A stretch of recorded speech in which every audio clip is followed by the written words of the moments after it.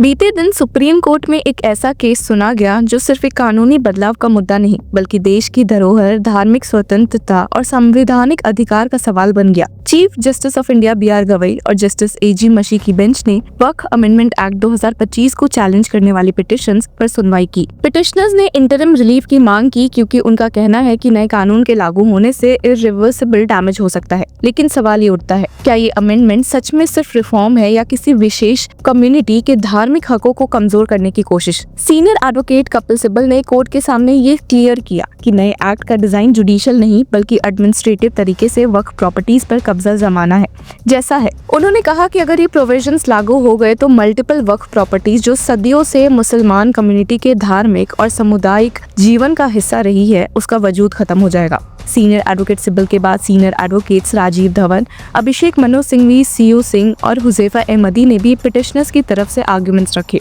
Senior advocate Sibal ने बताया कि वक्फ प्रॉपर्टी दो तरह की होती है, एक तो वो जो फॉर्मली वक्फ घोषित हो जाती है और दूसरी वक्फ बाय यूजर, यानी जो कई सालों से धार्मिक उपयोग में आने के कारण वक्फ के रूप में पहचानी गई है। लेकिन 2025 का अमेंडमेंट एक्ट कहता है कि बिना ऑफिशियल डॉक्यूमेंट के कोई भी वक्फ वैलिड नहीं माना जाएगा। इसका मतलब ये हुआ कि जो प्रॉपर्टी सदियों से मस्जिद, दरगाह या मदरसा के रूप में उपयोग हो रही थी लेकिन उनका रजिस्ट्रेशन नहीं हुआ, उनका वक्फ स्टेटस ही खत्म हो जाएगा। उन्होंने कहा कि शॉकिंगली ये पहला ऐसा कानून होगा जो कहता है कि अगर वक्फ रजिस्टर नहीं है तो वो वक्फ ही नहीं रहेगा। पहले के कानून 1954 से लेकर 1995 के वक्फ एक्ट्स ऐसे वक्फ को भी वक्फ मानते हैं। सिर्फ मुतावाली यानी कस्टोडियन पर जिम्मेदारी होती थी कि वो रजिस्ट्रेशन कराए, लेकिन प्रॉपर्टी का रिलीजियस स्टेटस कभी खत्म नहीं होता था। सीनियर एडवोकेट अभिषेक मनु सिंघवी ने कोर्ट को याद भी दिलाया कि यूनियन गवर्नमेंट के खुद के डेटा के मुताबिक आधे से ज्यादा वक्फ प्रॉपर्टीज वक्फ बाय यूजर के जरिए नोन की गई है और अनरजिस्टर्ड वक्फ प्रॉपर्टीज के बढ़ने का कारण भी सिर्फ डेटा अपडेट एक्सरसाइज था, नए वक्फ बनाए नहीं गए थे। सीनियर एडवोकेट सिंघवी ने यहाँ पर एक दूसरी गंभीर बात भी उठाई थी,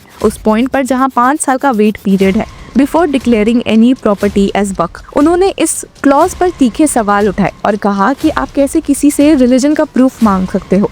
उन्होंने स्टेट किया कि this is just to infuse terror. Endowments are there in every religion. Which religious endowments ask you to prove that you have been practicing it for the last 5 years? Who asked them for proof of religion? Senior advocate Rajeev Dhavan ने भी ये मुद्दा उठाया कि religious property की ऐसी legislative redefinition पहली बार हो रही है जो आर्टिकल्स 25, 26 और 29 का वायलेशन करते हुए कॉन्स्टिट्यूशनल राइट्स का भी एक वायलेशन है। क्या कोई पार्लियामेंट ऐसे कानून बना सकती है जो एक कम्युनिटी के रिलीजियस राइट्स को ही खत्म कर दे? सीनियर एडवोकेट सिब्बल ने एक और गंभीर मुद्दा उठाया। सेक्शन 3D के तहत अगर कोई वक्फ प्रॉपर्टी किसी भी प्रीवियस कानून के तहत एंशिएंट मॉन्यूमेंट घोषित हो जाती है तो उसका वक्फ स्टेटस खत्म हो जाता है। मतलब अगर कोई मस्जिद या दरगाह जो सदियों पुरानी है और वक्फ प्रॉपर्टी है, अगर उसे किसी आर्कियोलॉजिकल एक्ट के तहत प्रोटेक्ट किया गया है तो अब वो वक्फ नहीं रहेगी। इससे उन धार्मिक स्थलों पर इबादत का अधिकार भी प्रभावित होगा। CJI B R. गवई ने पूछा भी क्या इससे धार्मिक प्रथा में दखल होगी, तो सीनियर एडवोकेट सिब्बल ने कहा कि जब प्रॉपर्टी वक्फ ही नहीं रहेगी तो रिलीजियस राइट्स और प्रोसेसेस का सवाल ही नहीं उठता। सीनियर एडवोकेट अभिषेक मनु सिंघवी ने कहा कि इससे प्लेसेस ऑफ वर्शिप एक्ट 1991 तक प्रभावित हो सकता है, जिसका मकसद था कि 1947 के बाद के रिलीजियस साइट्स के कैरेक्टर को बदला नहीं जाए। सीनियर एडवोकेट अहमदी ने सेक्शन 3D को एक ओवर आर्किंग प्रोविजन भी बताया जो कई मस्जिदों को पुरातत्व के नाम पर वक्फ स्टेट से वंचित कर देता है। सेक्शन 3R में एक और संकट है। नए एक्ट कहता है कि वक्फ बनाने वाले व्यक्ति को साबित करना होगा कि वो कम से कम 5 साल से इस्लाम का पालन कर रहा था और इसका इंटेंशन कंट्राइवेंस नहीं था। सीनियर एडवोकेट सिब्बल ने पूछा कि अगर कोई व्यक्ति अपनी मौत के समय वक्फ बनाना चाहे तो क्या उसे सबूत देना पड़ेगा, किसको देना पड़ेगा, कैसे साबित करे? ये प्रोसेस ही इतना वेग और आर्बिट्रेरी है कि इससे रिलीजियस इंडिपेंडेंस का वायलेशन होता है। सीनियर एडवोकेट सिंघवी ने इस प्रोविजन को कलेक्टर के चक्कर का एक बहरूपिया दौर भी बताया, जहां एक एप्लीकेंट बार बार सरकारी दफ्तर के चक्कर लगाता रहेगा लेकिन वक्फ स्टेटस का फैसला लंबा खींचता रहेगा। एक और मुद्दा जिसे पिटिशनर्स ने हाईलाइट किया वो था शेड्यूल्ड ट्राइब मुस्लिम्स के साथ भेदभाव। नया सेक्शन 3E कहता है कि एसटी कम्युनिटी के लैंड को वक्फ प्रॉपर्टी नहीं बनाया जा सकता। सीनियर एडवोकेट सिब्बल ने इसे आर्टिकल 25 का वायलेशन बताया। क्या एक एसटी व्यक्ति जो मुस्लिम है उसका अधिकार नहीं कि वो वक्फ बनाए? ऐसे कानून से एसटी मुस्लिम्स के धार्मिक हक छीन लिए जाते हैं। सीनियर एडवोकेट सिब्बल ने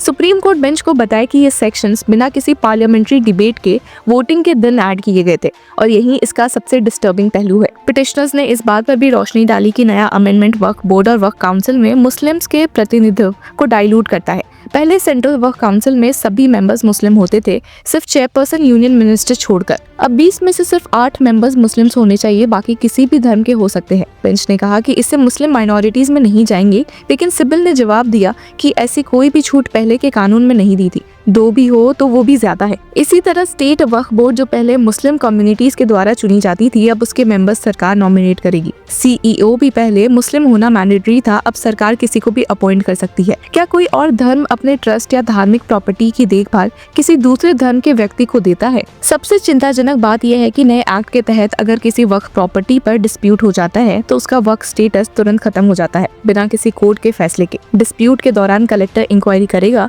लेकिन इंक्वायरी के दौरान ही प्रॉपर्टी वक्फ नहीं मानी जाएगी। और अगर प्रॉपर्टी अनरजिस्टर्ड है और कलेक्टर ने उसे डी नोटिफाई कर दिया तो उसके खिलाफ अपील का भी कोई चांस नहीं है। सीनियर एडवोकेट सिब्बल ने कहा कि मैं ना सूट फाइल कर सकता हूँ ना लिटिगेट कर सकता हूँ, मेरा प्रॉपर्टी चला जाता है और मेरे पास रेमेडी भी नहीं है। उन्होंने कोर्ट को बताया भी कि पहले वक्फ बोर्ड सर्वे करता था, आइडेंटिफाई करता था कि कोई प्रॉपर्टी वक्फ है या नहीं, फिर रजिस्टर करता था। अब सर्वे का पूरा सिस्टम हटा दिया गया है, सिर्फ रजिस्ट्रेशन मैंडेटरी कर दी गई है। वहीं सीनियर एडवोकेट अहमदी ने एक और मुद्दा उठाया, इवैक्यूए प्रॉपर्टीज का। पहले ये प्रॉपर्टीज वक्फ बोर्ड के अंदर आती थी, अब नए एक्ट ने सेक्शन 108 को हटा दिया है। सेक्शन 107 के तहत लिमिटेशन एक्ट लागू होता है, जिससे अब कोई भी इवैक्यूए प्रॉपर्टी वक्फ डिक्लेयर करने की समय सीमा निर्धारित हो गई है, यानी अब चैलेंज करना भी मुश्किल हो गया है। कोर्ट में अब तक पिटिशनर्स की तरफ से आर्ग्यूमेंट्स रखे गए हैं। यूनियन गवर्नमेंट अपना पक्ष अगले दिन रखने वाली है, लेकिन अब तक की सुनवाई से ये तो क्लियर है कि ये सिर्फ एक लेजिस्लेटिव अमेंडमेंट नहीं, बल्कि एक कम्युनिटी के धार्मिक और कॉन्स्टिट्यूशनल राइट्स की बुनियाद तक पहुंचने वाला मुद्दा है।